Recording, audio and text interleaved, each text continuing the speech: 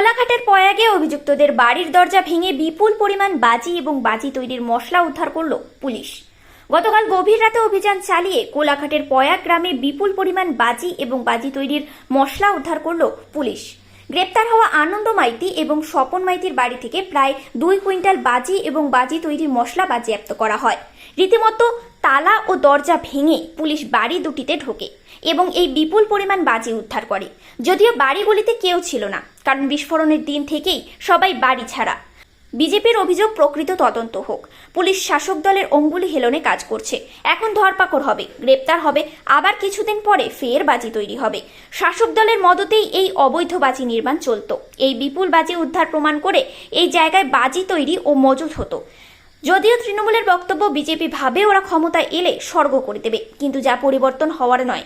বাজি হাব তৈরি হবে কোলাঘাটে, শব্দবাজির পরিবর্তে গ্রিন বাজি তৈরি হবে। দেখুন, পুলিশের এই যে তদন্ত এবং বাজি উদ্ধার, এটা প্রথম পয়েন্ট প্রমাণ করে ওখানে সম্পূর্ণভাবে বাজি প্রচুর পরিমাণে তৈরি হতো এবং প্রচুর পরিমাণে বাজি মজুদ ছিল। কিন্তু শাসক দলের স্থানীয় কিছু নেতা এবং রাজ্যের আতশবাজি যে ইউনিয়ন কলকাতা থেকে যিনি এসছিলেন, হাস্যকর কিছু কথা বলেছিলেন। কেউ বলেছিল সামান্য কিছু লঙ্কা ফটকা, আবার কেউ বলছে সামান্য কিছু ফুলঝুরঝুরি এবং রং মশাল তৈরির কিছু মশলা মজুদ ছিল। কিন্তু গতকালকের পুলিশি হানা এবং প্রচুর পরিমাণে বাজিসহ বারুদ উদ্ধার এটা প্রমাণ করে যে আজকে শাসক দলের নেতারা বারবার বলে আসছি যে শাক দিয়ে মাছ ঢাকতে চায়।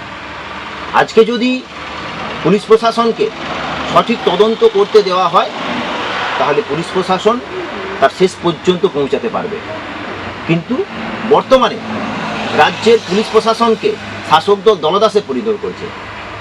যেমনভাবে পরিচালনা করতে বলে শাসক দলের অঙ্গুলি হেলনে পুলিশ সেই রকমভাবেই পরিচালিত হয়। তাই পুলিশি তদন্ত, বাজি উদ্ধার, গ্রেপ্তার সব কিছুই হবে। কিন্তু আবার কিছুদিন পরে দেখবেন যথারীতি আবার সেই পয়াগ গ্রাম, শুধু পয়াগ গ্রাম নয়, যেখানেই বাজি তৈরি হয় বাংলায় সেখানেই বাজি তৈরি হবে, বারুদ মজুদ হবে, আবার বিস্ফোরণ হবে, আবারও কোনো নিরীহ মানুষ প্রাণ যাবে। এটা অচিরে বন্ধ হোক, সঠিক তদন্ত হোক, যারা দোষী তাদের শাস্তি হোক। আর যারা গ্রিন বাজি তৈরির যে লাইসেন্স, বারবার বলে আসছি যে যদি প্রকৃত গ্রিন বাজি তৈরির লাইসেন্স হয় তাহলে শুধু সেইটুকুই তৈরি হোক। একদম গ্রামের জনগণের মধ্যে বাজি তৈরি বন্ধ হোক। সম্পূর্ণ জনগণবিহীন যে আলাদা ক্লাস্টার, আলাদা ফাঁকা জায়গা, সেখানে বাজি হাব তৈরি করা হোক। এই ধরনের মিথ্যাচার বন্ধ হোক এবং লোক দেখানো সমস্ত এই ধরনের পুলিশি তদন্ত, হানা, গ্রেপ্তারি বন্ধ হয়ে কয়েক গ্রামের মানুষকে একটু শান্তিতে থাকার ব্যবস্থা করে দিতে হবে। আর না হলে সব কিছু মিটে যাবার পরে মানুষ যখন শান্ত হয়ে যাবে, তখন এই তৃণমূল কংগ্রেসের নেতারা পকেট ভরানোর জন্য আবারও ঘুরপথে ওই বাজি ব্যবসায়ীদেরকে মদত দেবে। তারা আবারও অবৈধভাবে বারুদ মজুত করবে এবং আবার গ্রামের মানুষকে বিস্ফোরণের সম্মুখীন করবে। আমার নাম দেবব্রত পট্টনায়ক, ভারতীয় জনতা পার্টি তমলুক সাংগঠনিক জেলা সহসভাপতি। দেখুন, পয়াগে বাজি তৈরি হয় এটা পুলিশেরও জানা আছে এবং আমরাও জানি। এবং এই বাজি কারখানা বা বাজি উৎপাদনটা আজকের নয়, বছর বছর ধরে এই বাজি উৎপাদন হয় এবং দুর্ঘটনাও মাঝে মধ্যে হয়। এমনকি বিগত দিনে মারাও যায় দুর্ঘটনায়। তারপরেও আইনি ব্যবস্থা গ্রহণ করা হয় এবং কিছুদিনের জন্য থেমে গেলেও আবারও তারা বাজি উৎপাদন করে।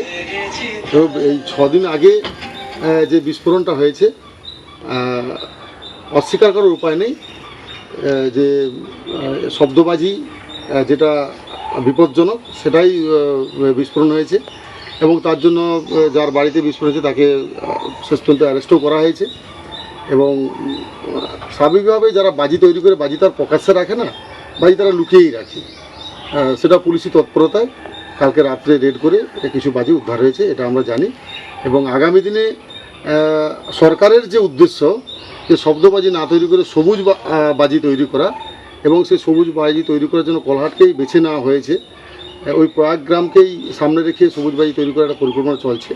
যদি যারা বাজি তৈরি করেন তারা যদি আগামী দিনে আমাদের সহযোগিতা করেন, আমরা তাদেরকে উদ্বুদ্ধ করব যাতে বাজি তৈরি করবেন, কিন্তু শব্দবাজির পরিবর্তে সবুজ বাজি তৈরি করে আমরা সেদিকে চেষ্টা করতে হবে। বিজেপি অভিযোগ করছে শুধুমাত্র তদন্তকে ঘোরানোর জন্য এরকমভাবে অ্যারেস্ট করা হয়, পরবর্তীকালে আবার ওনারা জামিনে ছাড়া পেয়ে আবার নতুন করে বাজি তৈরির কাজে নিযুক্ত হয়।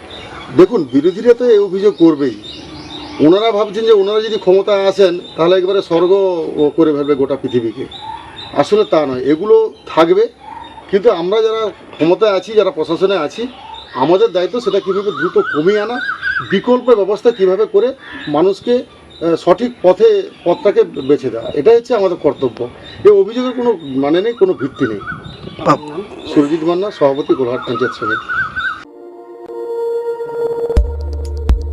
দেখতে থাকুন নিউজ প্রাইম টাইমস, আপনাদের সাথে আপনাদের পাশে।